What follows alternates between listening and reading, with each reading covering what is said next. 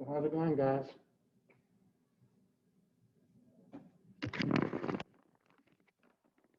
I'm glad to see you. I wish you a good weekend. Um, I don't plan to give you any work to do on the weekend because you have that second essay to work on. So that's not due until not Monday, but the following Monday, right? Okay. So yeah, I'll get you all your grades by tomorrow evening, so you'll have some idea of what my expectations were and ways you can improve. So far, you guys are doing absolutely great. You know, I'm learning from you, and all I'm doing is just commenting on what you did and making, hey Dante, I'm just commenting on what you did and telling you what I learned from you and telling you new questions that you raised for me and telling you anything that I thought was unclear. That's pretty much how I comment. And thank you so much for no typos. So far, you guys are really good. No typos. I can understand everything you're saying. That's really good, man. At a college level class, we shouldn't be worried about grammatical stuff. So that's really good. Thank you for that. All right, guys. So the agenda for today is to wrap up. This is our last day on this super metaphysical stuff. You know, things like the existence of God, things like the existence of minds.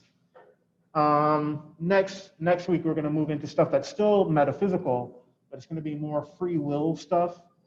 So it's, okay, let me just ask you guys a question. Like, can you see why the topic of God is metaphysical? Can you see that, right?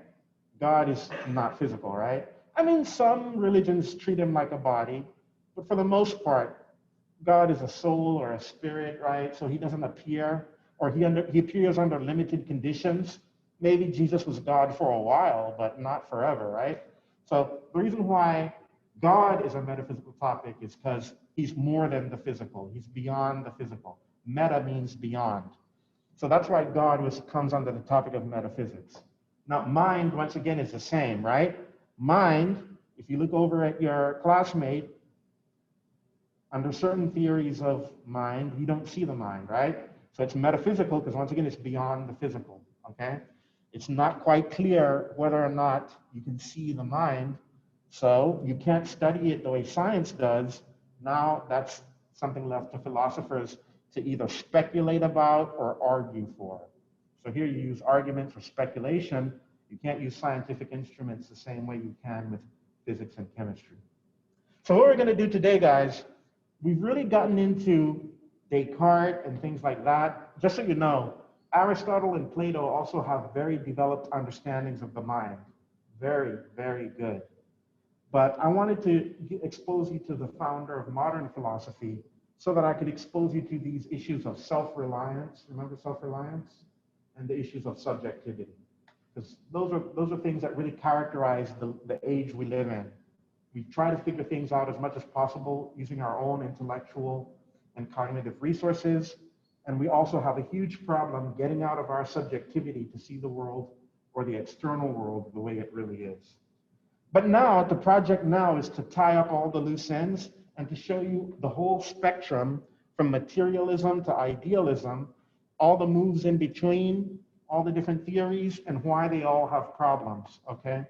And it's going to be a summary lesson, but you're going to learn a few things. We're not going to go deep into any one of them. I'm just going to point out certain things. And if there's time left, we'll go back to Socrates, and I'll talk about something that we didn't really go into, which is the Socratic method. One of the beautiful things about Socrates is not only that he was a hero, he invented a new kind of hero, but he also developed an actual methodology for approaching philosophical problems and solving them. And it's so amazing that the Socratic method is analogous in many ways to the scientific method. And you're going to see how. So we don't have much time, so let's go. First, the two poles of the spectrum are materialism and idealism. Idealism is a very special category. Idealism basically says, look, the only thing that exists, the only metaphysical thing, if you go beyond appearances to ultimate reality, then what appears is not material things. What appears are ideas, and that's all you can say. That's why it's called idealism. So the only thing that really appears, the only thing that exists is ideas, and the only place that these ideas can be located, the only substance that they're contained in is minds. So minds are the only things that exist, and there are appearances, but these appearances are not physical things, they are ideas. And you are constantly perceiving different ideas.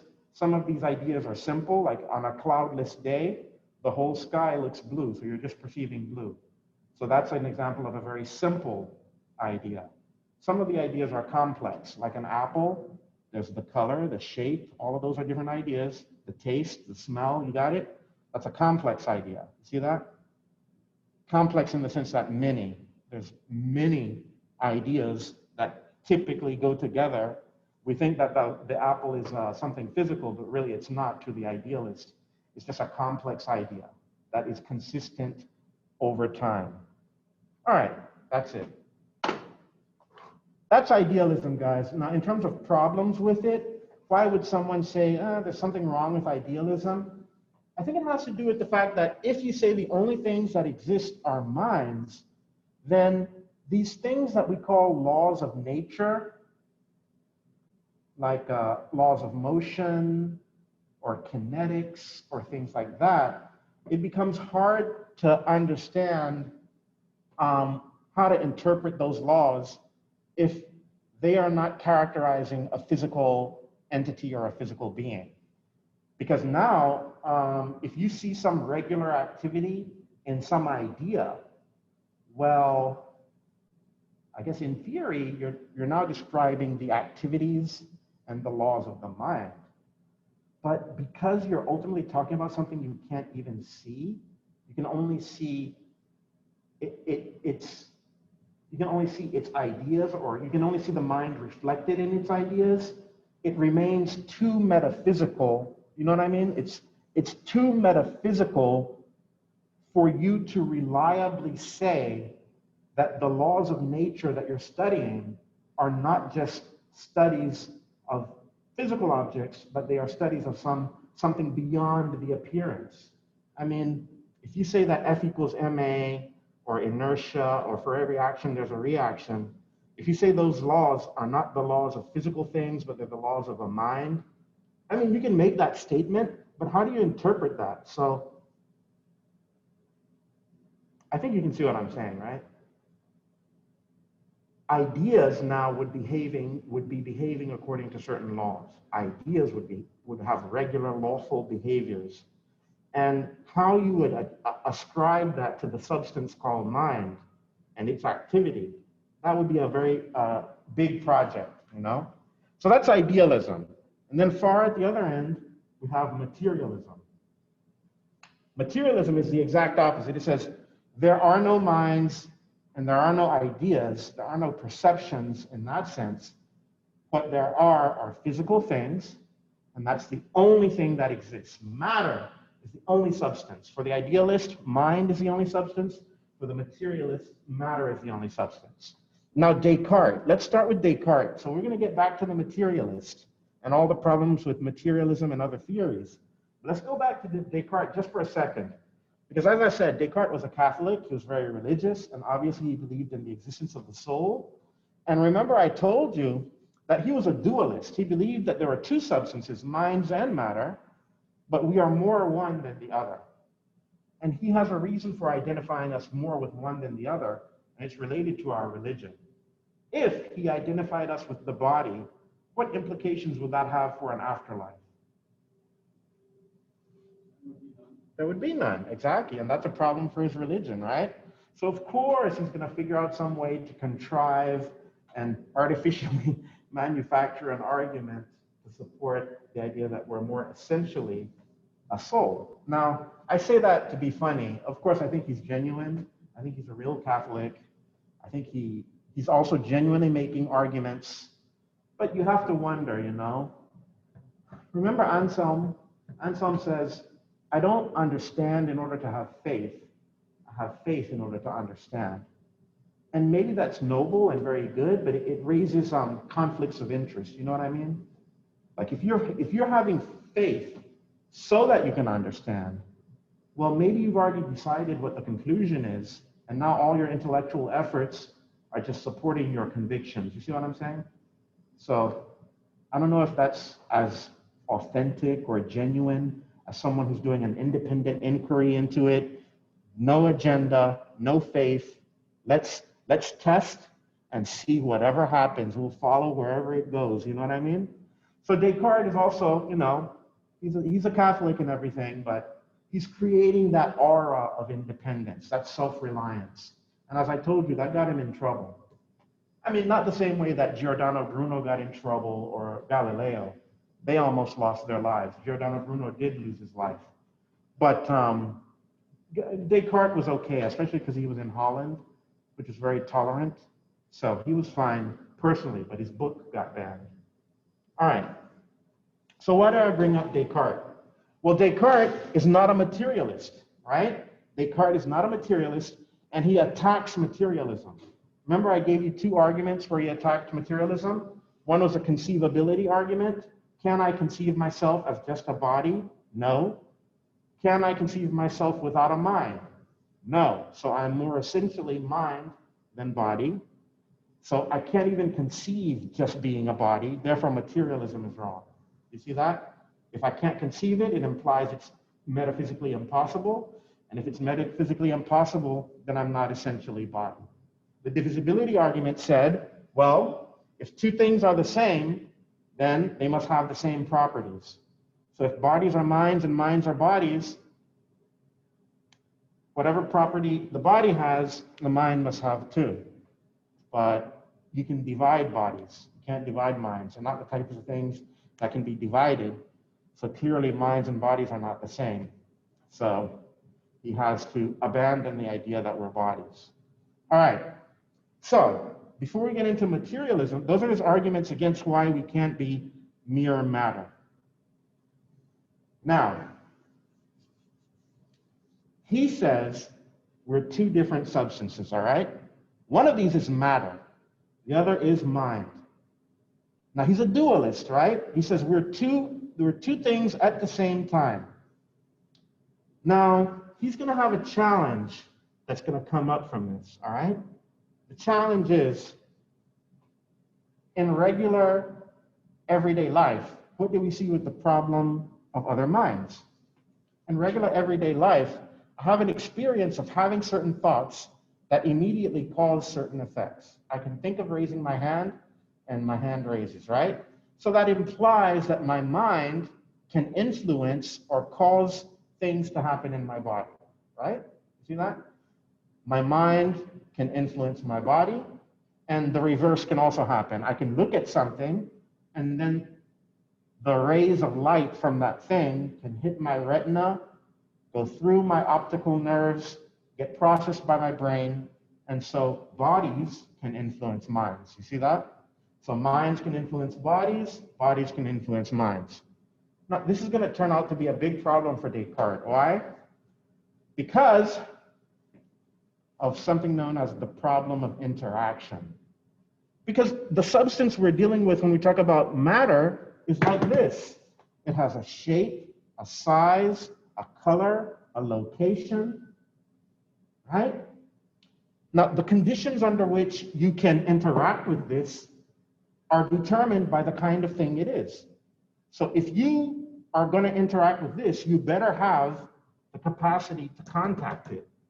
But if you have the capacity to contact it, you must be material. You see that? You must have a location in space. You must have some sort of shape or size. So the challenge now Descartes faces is, okay, I've proved that I'm both mind and matter. But now that assumption that I have two different substances creates new problems, new challenges to explain, new theoretical problems, right? The new theoretical problem now is, okay, I have an experience of minds influencing bodies in myself. Minds can influence bodies and bodies can influence minds. The question is, theoretically, how can I explain the interaction between something that's not material, like a mind, and something that is material, like a body? He spent the rest of his life trying, but he never did. He can't. Because minds don't have a location in space or time. They're not located anywhere. Remember when he discovered in the second meditation what mind really was? It was just activity. That's not the kind of thing that's distributed in space or in time at certain places or at certain durations. It's not the kind of thing that can come in contact with a physical thing.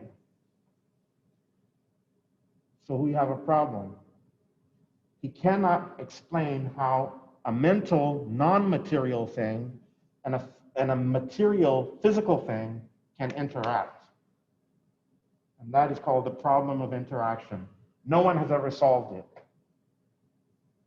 What has happened is other philosophers have come up with really fancy metaphysical assumptions that get around the problem of interacting. I'm going to tell you two of them, and you're going to see just how desperate philosophers can get. I love both of these philosophers, but they're full of... Okay, so listen to this. What they say is this. Oh, I see. We can't explain the problem of interaction. But you know what? We don't even have to. Because one part of our metaphysics is God, right? So God designed the world a certain way. And what happens is these things called minds don't actually influence bodies, but they appear to. They simply appear to. They appear to influence them, and that appearance of influence is created by God. He has adjusted things so well. Think about design. Think about that word design. God has designed minds and bodies to be in sync so well that the appearance is maintained, but the reality, the metaphysical reality, is completely different. And there are two stories I'm going to tell, and you're going to see the desperation I was talking about. The first story is this. Every time I want to raise my hand, I have the idea in my hand. I have the idea in my mind, and then God immediately does the actual lifting for me. You see that? So when I raise my hand, technically, in common sense language, we say, I raised my hand, but technically, for a philosopher known as Malebranche, on the occasion on which I think about raising my hand, my mind can't interact with my body, with my hand. It can't do it. But guess who can do anything because he's omnipotent? God, right? So on the occasion which my mind wants to influence my body, God does the moving. It's a miracle. So everyday life, despite common sense appearances, everyday life is full of little miracles like that. Minds apparently influencing bodies. God is constantly intervening in the world and performing little miracles.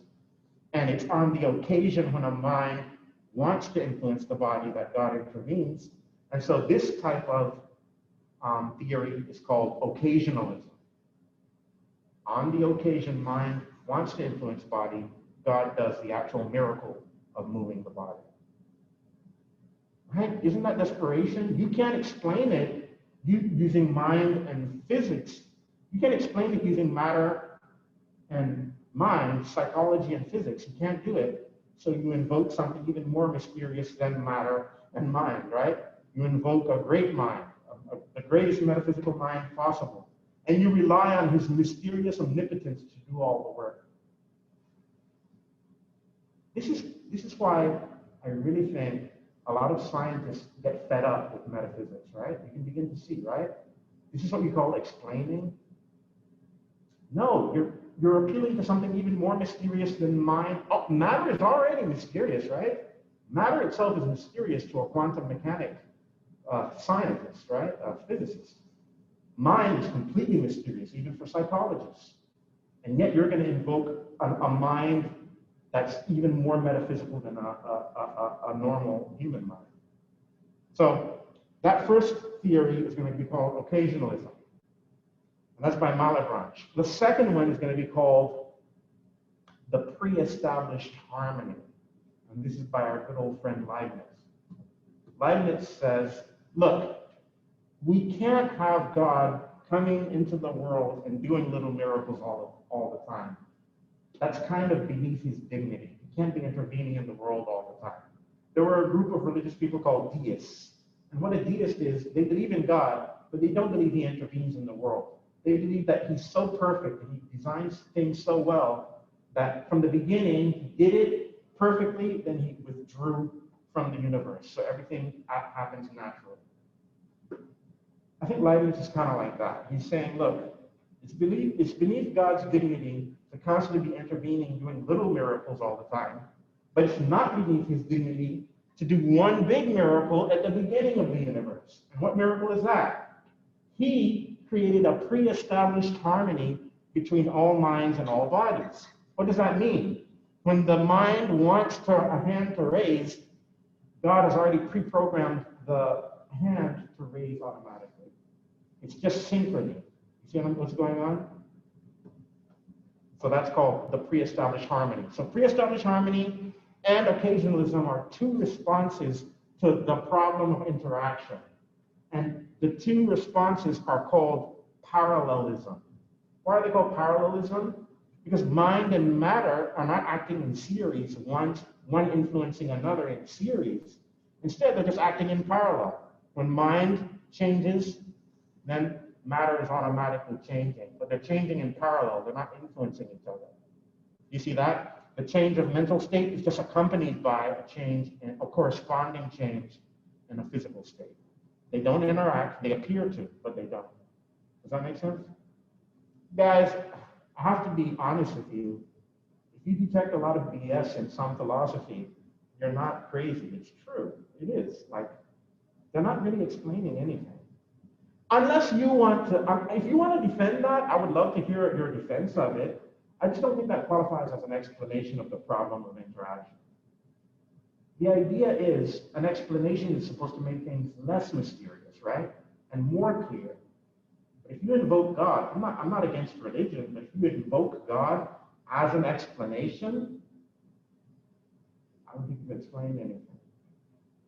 You've made it even more mysterious. And I love mystery. I think we should respect mystery. I think we should keep a sense of wonder and all of that, but just don't claim you're explaining. Claim something else, but to claim that you've achieved or accomplished an explanation, there's a burden there. I don't think you've met the burden. All right, let's move on. So now you can see dualism beginning to have problems, right? You assume that there's these two substances, but once you do that, that creates a problem. How do they interact? And the solutions that are proposed by parallelism are not very plausible. So we move on. Now let's get into the materialism, right? Okay, so one type of materialism says, look, what we call mental states, what we call the mind, is actually just tendencies in the body, right? So what do we mean by this? The mind, according to what we call logical behaviorism, the mind is not some hidden metaphysical thing that accompanies the body.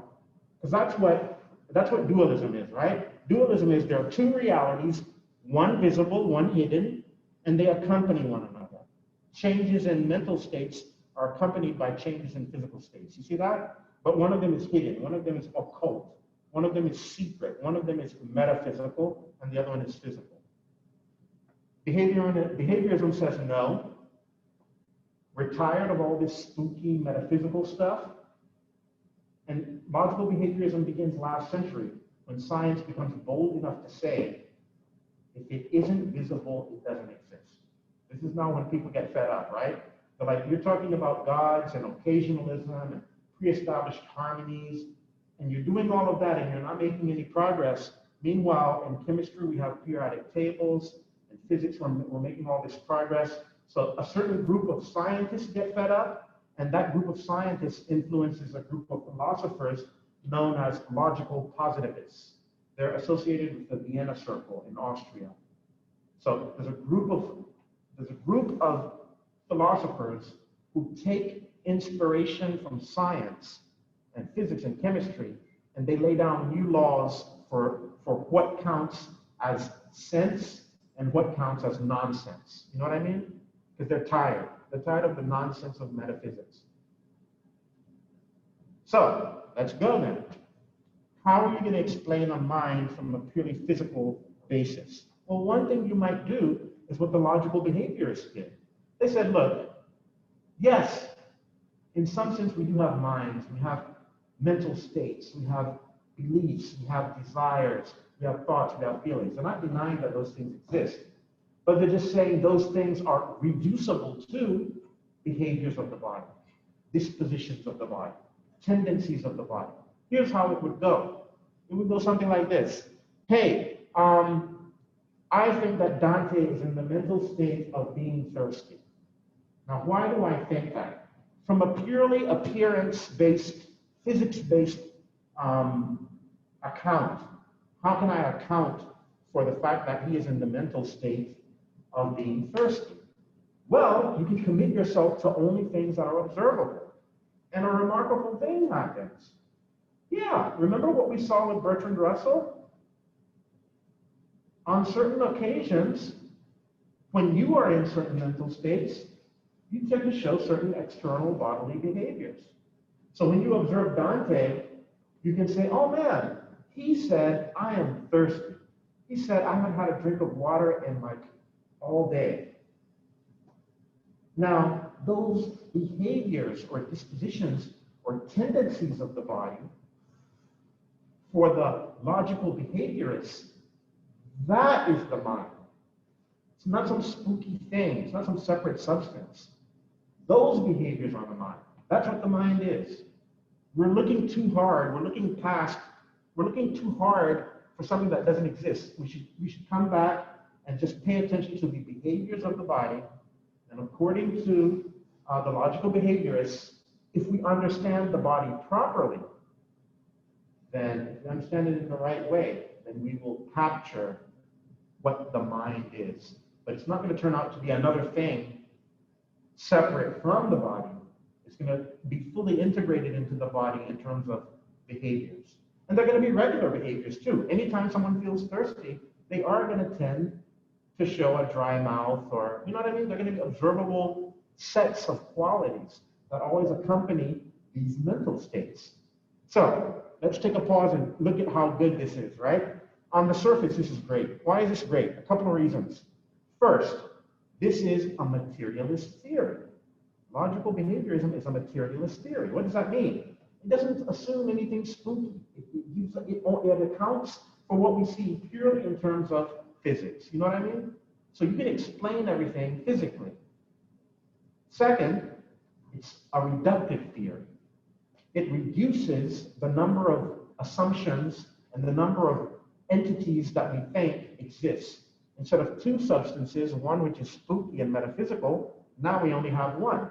So it reduces the burden we have to explain all these new substances and new entities. It reduces our burden. That's good. That's elegance. It's also simpler than dualism. It makes less assumptions, right? Occam's razor. Occam was a medieval philosopher, very, very good philosopher, who influenced science greatly. He says, you should only assume as many things as you need. Get rid of all excess baggage. If you start assuming things you don't need for your theory, you're burdening the theory and making it more obscure. So, why is logical behaviorism appealing and plausible? Well, we're only assuming as much as we need. And all the metaphysical stuff is gone. So it's simpler, it's more conservative. Now this is an interesting one. Why is it more conservative? It's more conservative because it conserves the rest of what we know about science. If we start believing in metaphysical things, we're going to have to lose some of our scientific laws, like the law of conservation of energy. Think about this, guys. We have something called the causal closure of the physical, which is also known as the law of conservation of energy. What does this mean? In a closed system, the amount of energy is fixed. So any change in energy must come from within the system. You see that? If there's a change in energy within the system, it must be redistributed from somewhere within the system. What does that mean? For any physical effect, there must be a physical cause. You see that? That's elegant physics, right? Because if you violate that law, if physical effects can be caused by non-physical causes, you open yourself up to witchcraft, Wicca, magic. You see what I'm saying? Because, you see this thing move, and then all the paranormal people, the psychics, are going to say, that's me. I did that. The magicians, right? And you don't want that. In our modern physics, we want to account completely for all physical changes and all physical effects from physical causes. Now, why is that a problem for philosophy of mind? Well, if the mind is a metaphysical substance, right, you can see the problem. It means you're going to increase the energy in the system, and the energy is not going to be conserved. We call it the law of conservation of energy, right? But if the energy comes from something outside the system, if the universe is a physical system, and there are these metaphysical things called minds that raise hands and things like that, you see how you increase? First of all, you have a physical effect from a non-physical cause. That's a problem, right? But on top of that, you've increased the energy in the system, and it didn't come from somewhere else in the system. It came metaphysically, outside the system. Do you see that? Is this making sense? All right. So this is why we say it's more conservative, right? From a behaviorist point of view, whatever changes you observe can always be accounted simply by other physical changes. But with this dualism stuff, it gets spooky. And then finally, it's a more fruitful theory because it also explains the problem of other minds. How so? It explains the problem of other minds because the problem of other minds is how can I see another mind? But if the mind is just the behaviors of the body, then I can see the mind, right? It solves that problem. I can see your mind. It's just that I don't see it as another separate object. I see it properly understood in terms of your physical behavior. Is this making sense, guys? Now let's look at some of the problems. The problems are like this. So, if it's true that the mind is behaviors, and behaviors are the mind, then I'm going to introduce some technical terms here. These technical terms are related to that word essence I was telling you about. Remember we said something's essence is what makes it what it is, and if these essential qualities are lost, then it stops being the thing that it is. So one further refinement to make that even more technical is what we call the necessary and sufficient conditions for something to be what it is.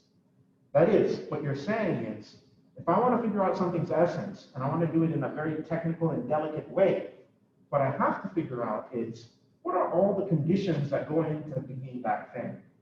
And what are the necessary ones, that is, the ones without which it wouldn't be what it is, and what are the sufficient ones, that is, the ones which, when they are present, then the thing can be what it is. You see that? So what's a necessary condition? Well, it's something like this. In order to be president of the United States, I think you have to be at least 35 years old, right? So that's a necessary condition. Do you see that? Let's look at a sufficient condition. When you go to the DMV, I think you have to bring like certain forms of ID. It can either be a birth certificate or maybe a social security card, a W-2, something like that, right? In other words, there's a group of documents that all qualify each independently. Either alternative will work. Do you see that? So we could say bringing a birth certificate is a sufficient condition for getting a driver's license. You see that? If that's the only thing you need to bring in order to get a driver's license, then it's a sufficient condition. And sometimes conditions can be both necessary and sufficient. But usually there's a group of things that are necessary, a group of things that are sufficient, and when all of that comes together, now you have your essence, and so the thing can be what it is. You see that? So the necessary and sufficient conditions are ways of analyzing further in depth the conceptual essence of something. Now let's go back to the behaviorism. If you're committed to the idea that the mind is just the behaviors and the behaviors are identical to the mind, and what you're saying is the essence of the mind is behavior. But if the essence of the mind is behavior, then if we think in terms of necessary and sufficient conditions, what you're saying is if mind is identical to behavior and behavior is identical to mind, what you're saying is behavior is necessary for mind and behavior is sufficient for mind. Do you see what I'm saying? Now let's test that. Let's think. Is that the case? Okay, so someone came up with a thought experiment. A thought experiment is kind of like a real experiment in a lab, but it's just that you can get the results without actually manipulating anything physically. If you just think through it, the implications will become clear as you quote unquote run the experiment in your mind. You see that? So here's an example of a thought experiment. If it were true that the mind just is behavior and behavior is mind, and therefore it's sufficient for a person to have a mind just by having the right behavior, what does that imply? That implies that since it's sufficient for you to have a mind, really to have the right behavior, and that implies that whenever you have the right behavior, you automatically have the mind, right? You see that? Since it's sufficient. If it's sufficient to have a mind just to have the right behavior, then you should be able to observe the mind, right? Because that's all you need. Okay, let's test it. So someone came up with a thought experiment called the perfect pretender. The perfect pretender is an actor, right? So it's a person, it's a human. And they've mastered what people look like when they feel pain. He's mastered cringing and feeling, just looking like he's in pain. But if he's a perfect actor and he's mastered the behavior, what does that imply? If he's mastered the behavior of being in pain, pain is a mental state, right? So if he masters perfectly being in the behaviors that exactly coincide with what it is to behave like you're in pain, then what does that imply about him when he does that?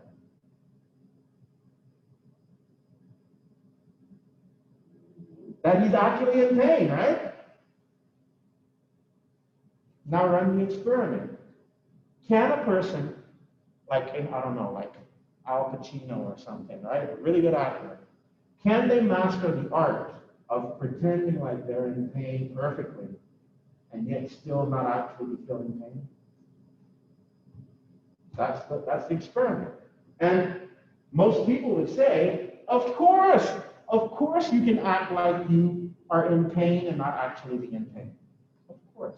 Those two things are independent. You can master one without being in the other. You can just pretend like you're in pain, but you're not actually in pain. What does that suggest? That suggests that it's not a sufficient condition to have the behavior. Something is missing. You need more. Maybe it's not totally irrelevant, but it's certainly not sufficient. You see that? That's the implication. Because if it were sufficient, what does sufficient mean? It means enough, right? So all you need is that. But you just have an actor who perfectly acts like he's in pain. Is he necessarily really in pain just because he's a great actor? No. It gets tricky. If it's physical pain that we're talking about, I really think they're independent. I think someone like Jim Carrey can act wildly like he's in pain, and he's not in pain. If it's emotional pain, it gets trickier because I think that actors have the ability maybe to read certain lines and understand certain characters so well that maybe they approximate the actual emotion, you know what I mean? And that's what makes them good actors. You see what I'm saying? So emotional pain involves more intelligence than physical pain. So maybe the thought experiment isn't perfect, but I think you get the idea, right? The idea is if you claim something is sufficient for one, if you claim one condition is sufficient to create some phenomenon, then you're committed to the idea that whenever you have that condition met, then you have the phenomenon. But you can act like you're in pain, in physical pain, and not actually be in pain. Jim Carrey could probably do that very well. But if it's emotional pain, it gets a little complex. But you get the idea, right? All right. Now, let's look at the other side of it. So that's what we call the perfect pretender objection, right?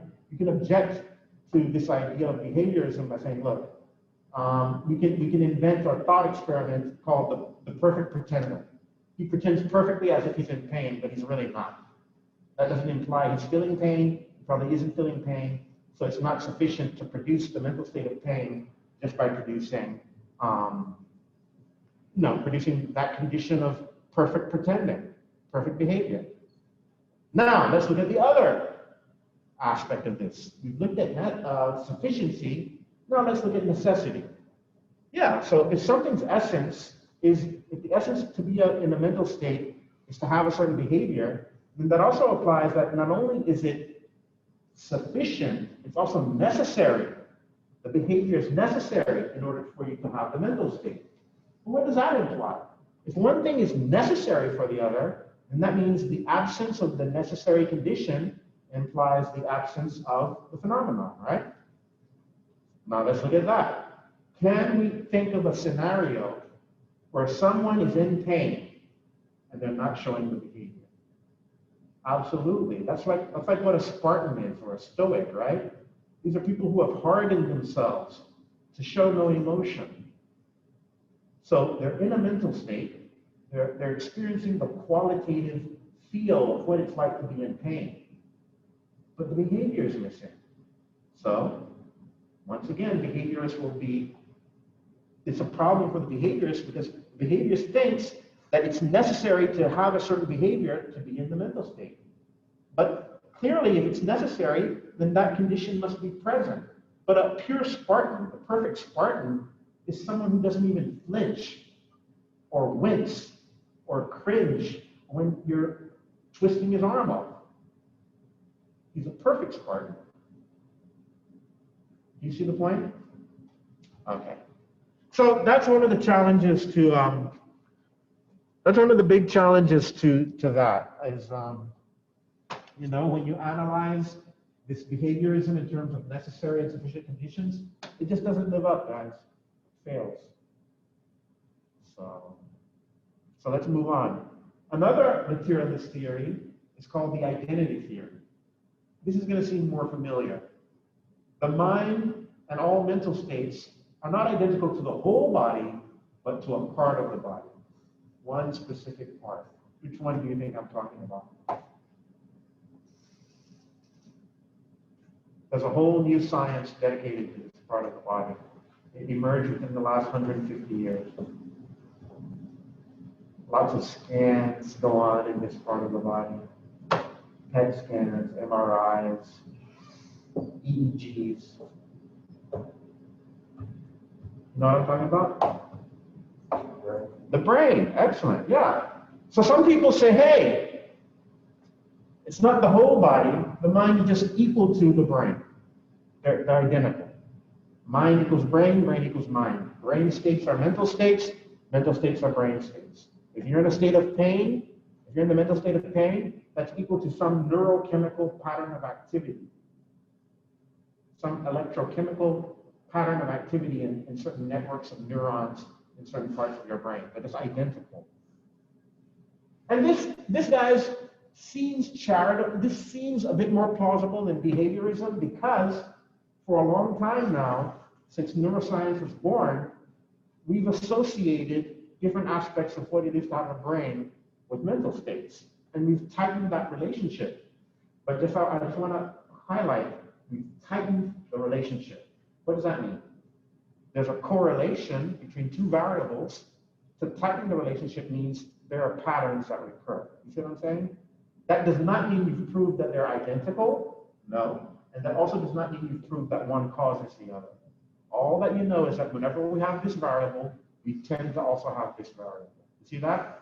Correlation is not the same as identity, and correlation is not the same as causation. Very important to separate those two. All right, so why should we believe that the brain not so much is identical to the mind, but is associated? We've got a lot of reasons for that. One, oh man, there's a lot of reasons. I can think of at least 4 or 5. One,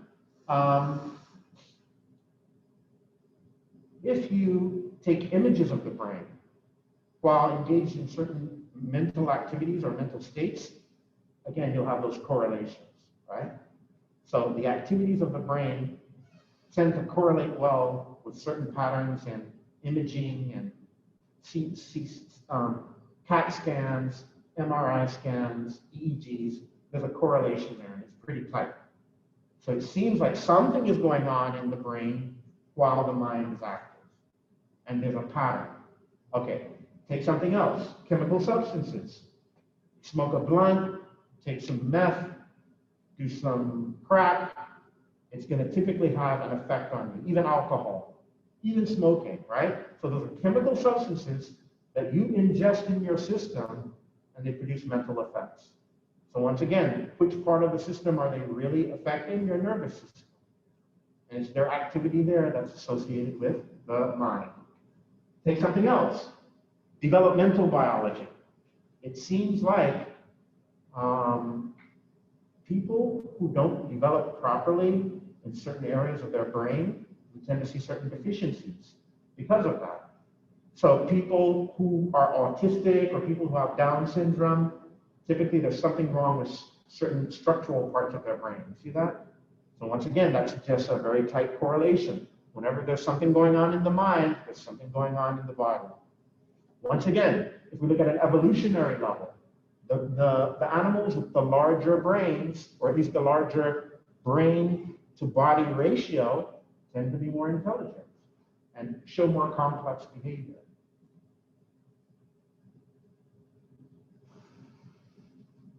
Does that make sense?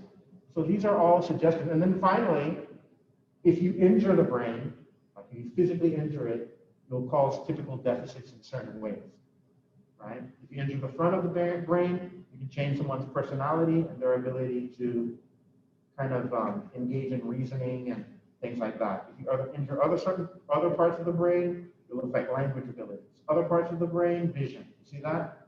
So there's a nice little correlation there. All right. So that's the good side. That's the side of, hey, why would we entertain the identity theory? But there's a problem. And the problem is that if the mind is the brain and the brain is the mind, well, that's another identity, right? Same with the behavior. But that's going to create some testable implications, right? So if the mind is the brain and the brain is the mind, one of the problems we're going to come across is this.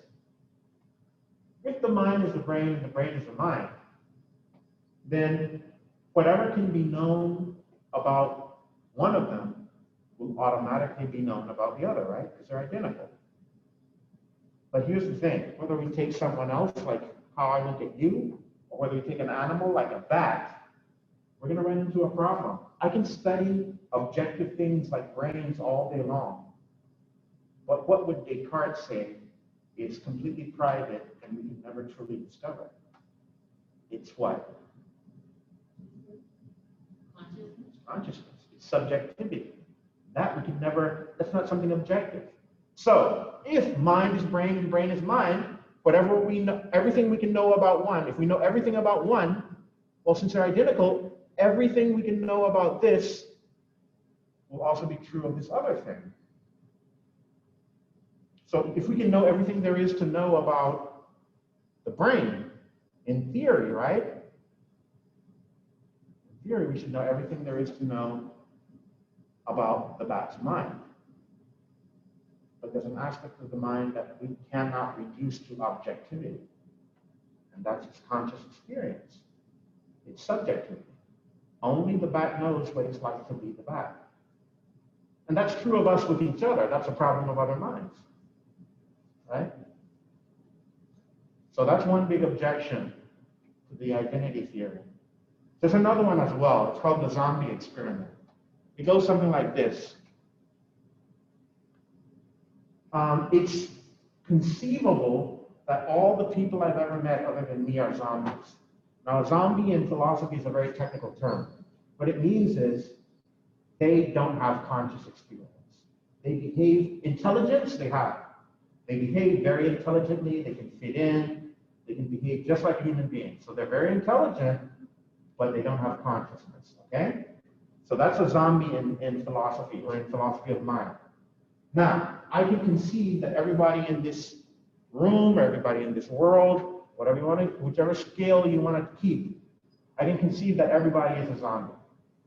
Now, if I can think of that, right, if it's possible for me to think that, then the next step is to say, well, if I can think of it, then it's metaphysically possible, right? The fact that I can imagine it and there's no contradiction involved means there's a degree of perfection there. It's an actual possibility. It's not an impossibility, right?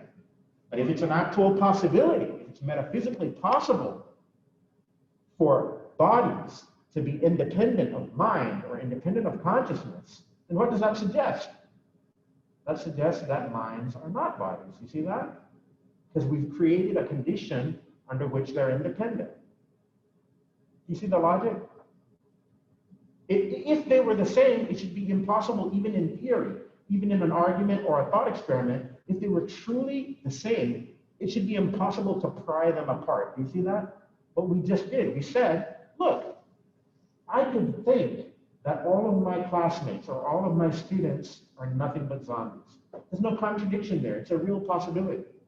So I can imagine it, I can conceive it, I can think it, and therefore it's a metaphysical possibility. In the world of physics, we're limited to what we see. But if we entertain metaphysics, then yeah, I can really think of an actual universe that's just the way I'm thinking of when I go beyond the physical. All right, now if it's a metaphysical possibility, then if it's a possibility that there could be nothing but bodies that behave the same as me, walk, talk, and act like me, but they do not have minds, what you've just done is you've created a separation. They are intelligent, but not conscious. But if they're intelligent, that could be an intelligent dream of yours, or they could be AI. You see that? So they might not have minds at all. It's a possibility. You don't have to actually demonstrate that this is the case. The mere possibility is enough to separate them. Do you see that? Okay. So that's that, you know. The identity theory sounds plausible. There's some support from, you know, what we know about brains and the correlations. But on the other hand, when we do pure philosophy, it can't support its own weight. So it has problems. Now, there's one more thing I want to talk about. It's the fact that if you look at the implications of materialism, one of them is that we have no afterlife. You see why?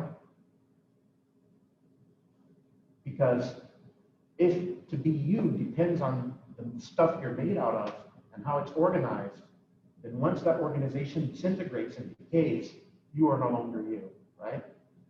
You lose the conditions which made you possible, so you disappear.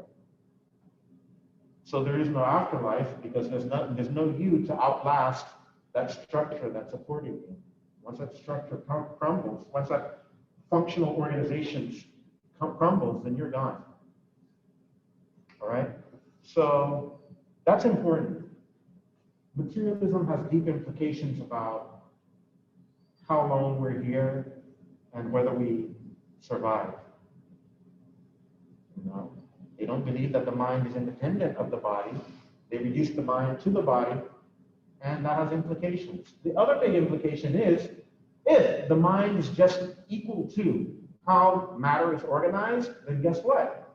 Not only do you not outlast your body, but you can also what? Create mind, right? If you assemble matter the right way, you can create matter that thinks and feels, that has subjectivity. That's a big implication of materialism.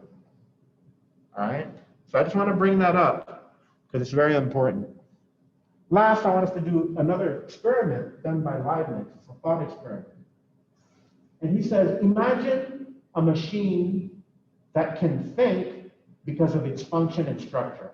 All right? Imagine a machine like that, something like a clock or a mill or some very simple machine. Now imagine yourself going inside that machine, you shrink yourself, right? And you go inside the machine. Now, again, here's the proposition. This machine can think solely in virtue of or because of its organization and its function. So like a clock, right? Now, you shrink yourself and you go inside. Leibniz says, be very attentive of what you're going to see inside there. What are you going to see? Nothing but machinery, right? Mechanical states of matter. That's all you're going to see. You're never going to see a mental state. You're never going to see a belief or a desire, a thought, or a feeling. Because they're not the kinds of things that are public and objective. They're private and subjective.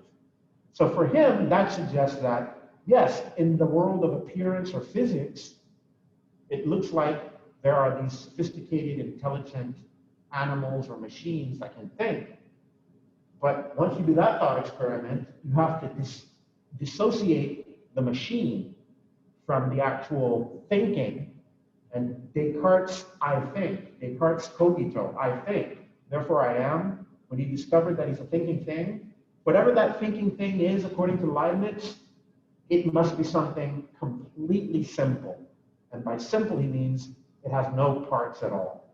It's like a ghost. So it's that's the kind of thing that he thinks the mind is. It's an immaterial, ghostly, spooky substance. It is not at all anything that has parts, extension. It has no length or breadth or depth, no shape, no size, no color, nothing. Okay. He called those things monads. But when you really read what a monad is, it's just the same as a spirit or a soul or a mind.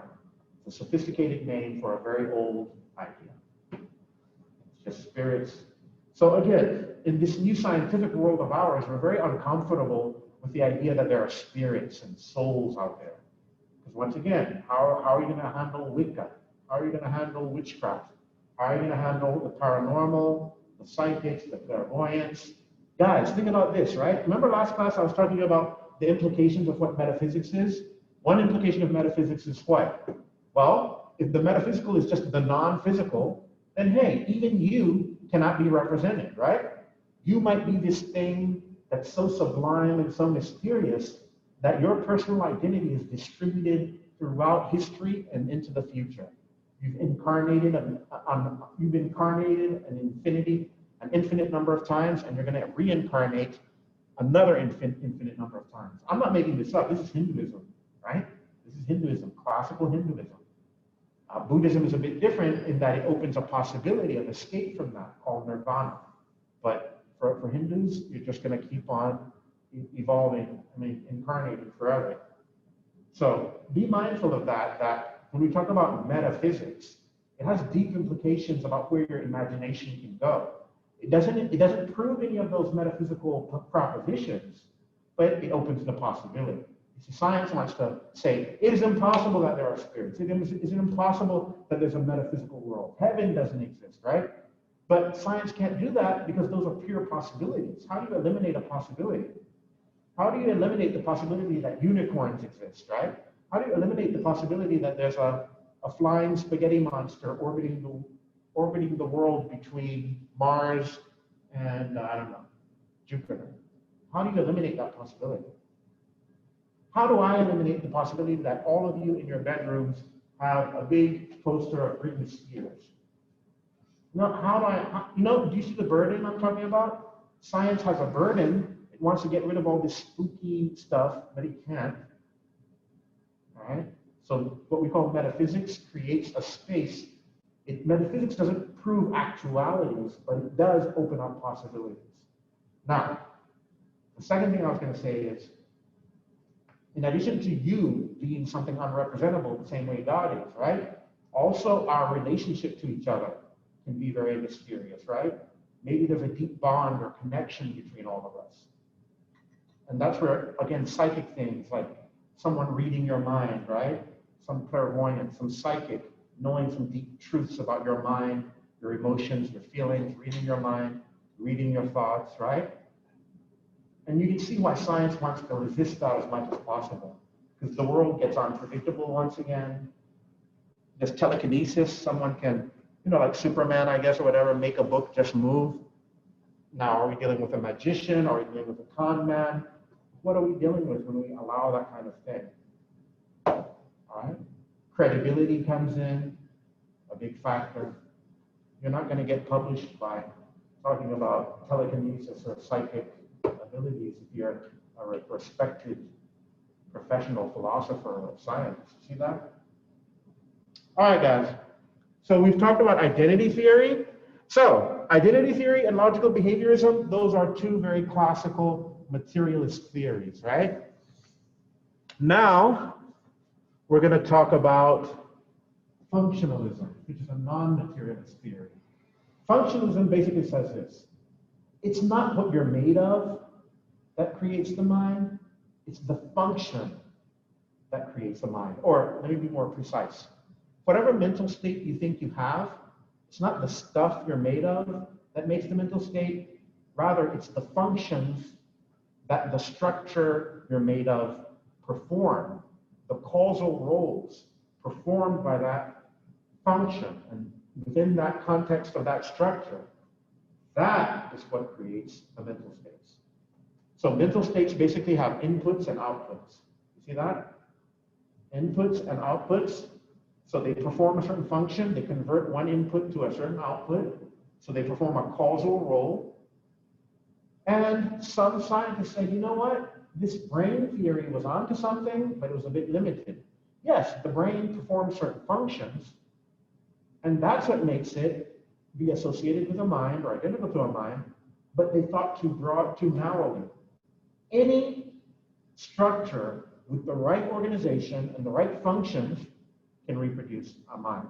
And that is called multiple realizability. In other words, you can realize a mind in multiple structures, even non-organic ones. We are carbon-based. You know that, right? Our DNA and our bodies are carbon-based. But what is a computer made of? What elements are they based on?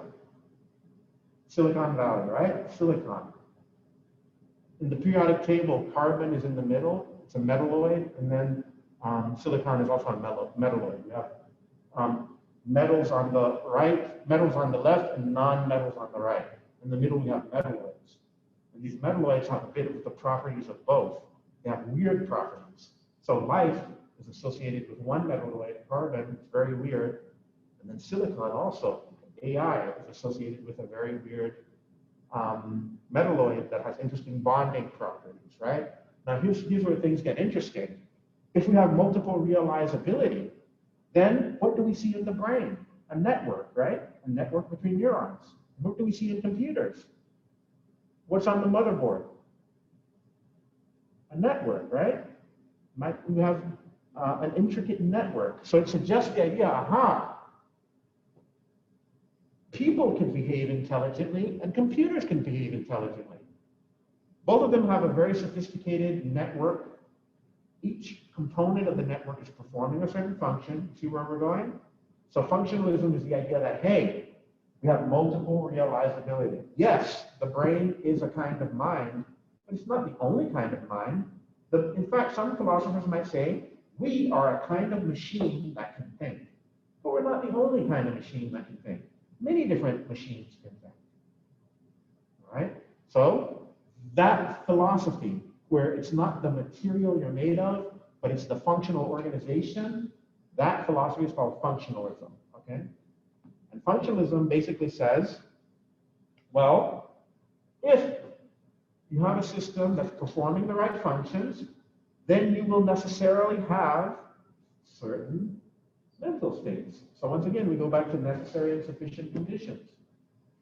And you know what's going to happen, right? What are the philosophers going to do with this new theory? They're going to test it the same way they did behaviorism. And it fails the test. And the main reason it fails the test is because you don't have to necessarily be in a functional state in order to be in a mental state. And also, being in a particular functional state is not sufficient for being in a mental state. So you see the same argumentative pattern repeating, just like with logical behaviorism. I'm not going to go into the details or the actual examples, but I'm just exposing you to the whole landscape of the mind-body problem and why we call it the mind-body problem. Every time you try to adjust a new theory, you create new problems. That's what I'm trying to get you to see. So the burden is never lost, it just shifts. You see that? Idealism is a big burden. Materialism is a big burden. Dualism is a burden. There are burdens with identity theory. There are burdens with logical behaviorism. There's a burden with functionalism. And the one I'm about to talk about now is a huge, huge burden. I think we talked about it before, but I'm going to say it again. Eliminative materialism. So the other identity theory and logical behaviorism, they were not eliminative. They are not eliminating mental states, they're reducing them. The big reduction, I want you guys really to appreciate the difference between reduction and elimination. A reductionist says this: there are two things. There are mental states and there are physical states. To reduce one to the other is to say, I recognize both, but I'm just claiming they're identical. Do you see that? I recognize both, but they coincide perfectly. An eliminativist is saying, look, you guys failed, but there's a reason why you failed. You identity theorists, you failed. You behaviorists, you failed. And you know why you failed? Because there's nothing to reduce. Go ahead and eliminate mental states. They don't exist. All that exists is matter, and that's that. That's why you failed, because you're trying to reduce something that doesn't even exist. You see that? Now, do you think a new burden is going to be born here? Of course.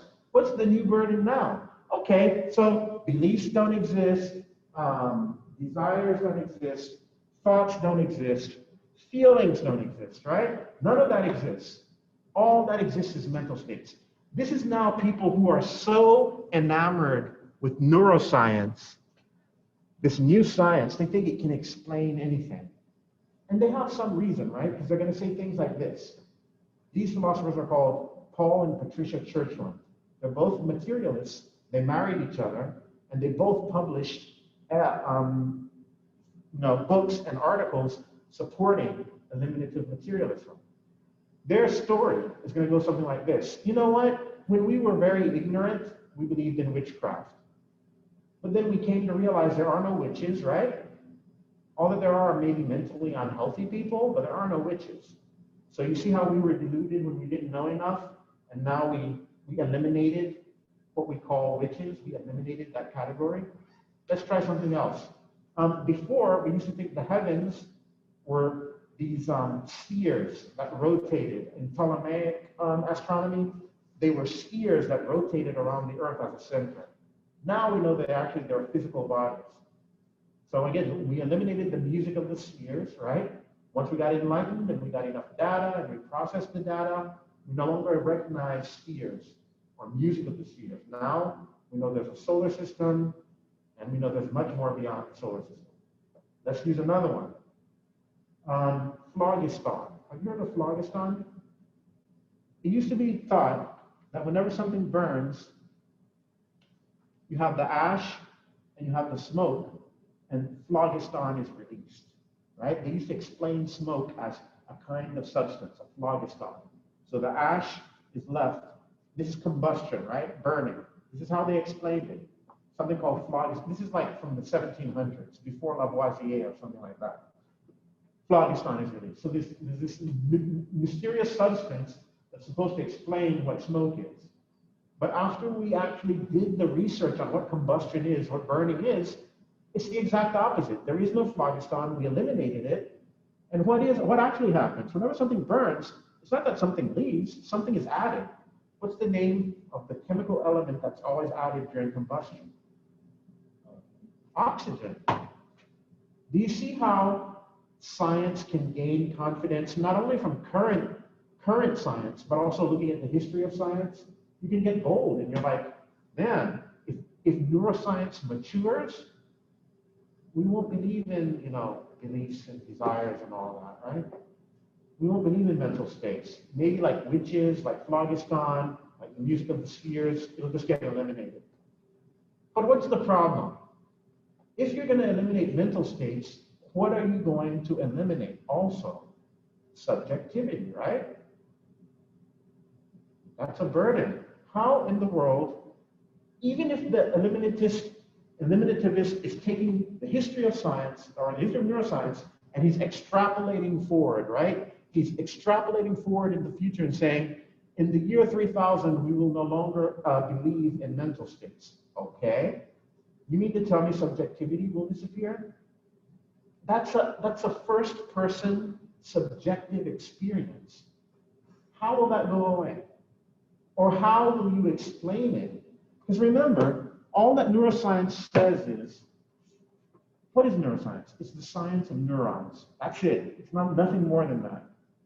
So all that the science of neurons can do, or neuroscience, is it can study patterns of electrochemical activity within neural networks, and then it can correlate that with subjective experiences. But that's correlation. As I said before, that's neither identity nor causation. Do you see the burden? Are you going to tell me that just because you tested someone in the lab and you discovered a pattern of correlation that corresponds perfectly with what you've studied before in many, many other subjects, now you've confirmed it with this person, how does that give you the right to say, therefore, there is no mental state? How does that follow? Guys, we don't have time for Socrates, but yeah, we've run out of time. But at least we achieved a very good goal. Do you guys have a good sense of, like, first, what the landscape is, why the mind-body problem is a problem? It's like a shapeshifter. Every time you modify the theory, a new burden emerges, so you have to keep changing and moving. You never eliminate the burden. It's like Atlas, but not shrugged, just Atlas, right? There's a burden. You can't escape it. Guys, I need your feedback on something. So take a lesson like today, right? So I talked, and I think some of you took notes. Would it help if this were presented more with a PowerPoint? Because think about what we did. We took a whole bunch of theories, and we talked about why they're good, why they seem plausible, and why they don't. Now, from your perspective, if I created a PowerPoint and I were going through the PowerPoint with you, do you feel like you would absorb it more? Because here's what I'm getting at. I like interacting with students and being very engaging, but it's a bit hard for me personally to do that and also keep track of something visual. However, I know that some of you are not only audio learners, some of you are visual learners, and this could also help with your notes, right? Because if I've written it up, then you don't have to worry about notes. You can just listen to me, and you can look up there and you can see what I'm saying. So let's have some feedback. Yeah. Well, yeah. I always like PowerPoints, and then also because like I'm just like typing down like everything I could hear. You might miss some Like things. summarize and stuff. And I guess yeah, it is hard to like get down like every single thing. Yeah. I would say. But, Okay. like I still get like most of it. Okay, because when I redesigned the course, since I've done it so long, it won't take me long to design an else PowerPoint. And your feedback can help me make better classes, future classes better, you know what I mean? But I've shared this with some colleagues, and one of the things they talk about is it would really help students who are visual learners with PowerPoint. So now I want to ask you directly. Let's hear something else. I think going off this point, if you maybe did one like click through a PowerPoint, even just having something that just has an outline of which arguments are going through that day specifically, just like jog our memory. And I feel like sometimes I miss like who you said the philosopher was, and then I have a hard time like if I would research more about it or something. Because I'm writing down the argument and I'm like, oh, it's like, well, yeah. Excellent. Go ahead. I guess going back on career, like, just like a clean outline of like the broad things, just like all the different. So like I put a list there saying the 5 different theories, and then I list functionalism, identity theory, and then I just show the list so you know that there's 5 and you master their names. And then in later slides, right? In later slides, I go one by one, talking about why they're plausible, also why they fail. Do you think you could retain that better, right? Yeah. That sounds good. Anyone else? Yeah, I agree. Go ahead. I think the same. Okay. Yeah, because I've mastered the material, that's why I don't have to look at the book all the time. But if I've mastered the material so well that I don't have to look at the book, then that also means I've mastered it well enough to make a nice PowerPoint. Okay. See, that's amazing. Thank you. So, guys, I forgot my my notepad today. So what I'm going to do, I am going to take attendance, but I'm going to make notes on my phone. And all I have to do is make notes of